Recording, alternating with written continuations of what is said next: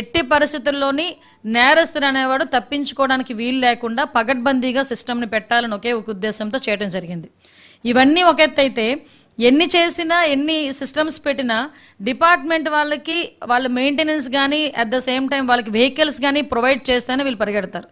ఈ రోజుకి మీ దగ్గరికి వచ్చిన మీరైన అంటే పత్రికా సోదరులైన మీ దగ్గరికి కూడా చాలామంది వచ్చి కంప్లైంట్ చేసి ఉంటారు, మాకు వెహికల్స్లో పోలీస్ వెహికల్స్ పని చేయట్లే.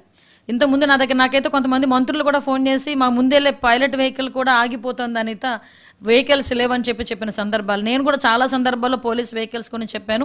Special thanks to our CM sir Chandrababu Naidu గారు.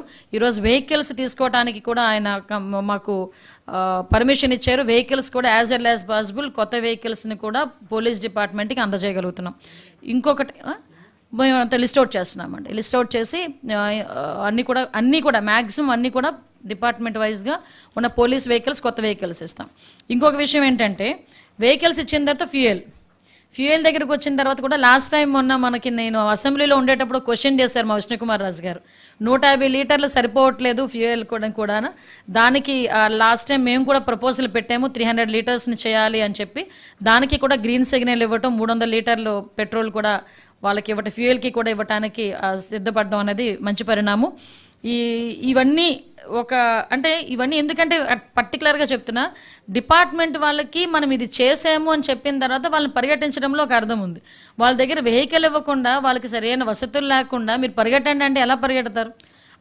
అది ప్రాబ్లం అవుతుంది. కాబట్టి చాలా క్లియర్గా అవన్నీ కూడా చెప్పడం జరిగింది. అట్ ద సేమ్ టైం ఇందాక మీకు చెప్పాను సీసీ క్యామ్స్ గురించి. అదేవిధంగా ముఖ్యంగా ganja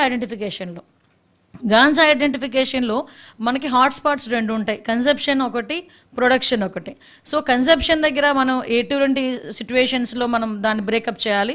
at the same time మనకి ప్రొడక్షన్ దగ్గరకు వచ్చేసరికి మ్యాక్సిమం డ్రోన్ కెమెరాస్ని యూజ్ చేసుకొని డ్రోన్ కెమెరా సిస్టమ్ని కూడా పగడ్బందీగా పెట్టి ఎక్కడైతే ఈ కల్టివేషన్ చేస్తున్నారో అటువంటి ప్లేసెస్ని ఐడెంటిఫికేషన్ చేసుకొని ఆ ప్లేసెస్ దగ్గరికి కూడా అంటే ఇంచుమించుగా చెప్పాలంటే వర్చువల్ విజిలెన్స్ చేసి ఇమీడియట్గా అక్కడికి వెళ్ళి అది డిస్ట్రాయ్ చేసేటట్టుగా కానీ వాళ్ళకి ఆల్టర్నేట్ క్రాప్స్కి అవేర్నెస్ ప్రోగ్రామ్స్ కండక్ట్ చేయడానికి కానీ ఈరోజు గాంజా నిర్మూలనకి ప్రత్యేకంగా పెద్దపీట వేసి ఈరోజు పోలీస్ వ్యవస్థ అంతా పనిచేయడానికి గౌరవ ముఖ్యమంత్రి గారు చంద్రబాబు నాయుడు గారు ఆదేశాలు ఇవ్వటం.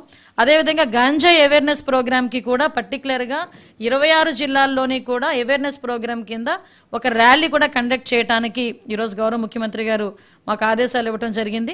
దాని పరంగా కూడా మేము ముందుకెళ్ళడం జరుగుతుందండి.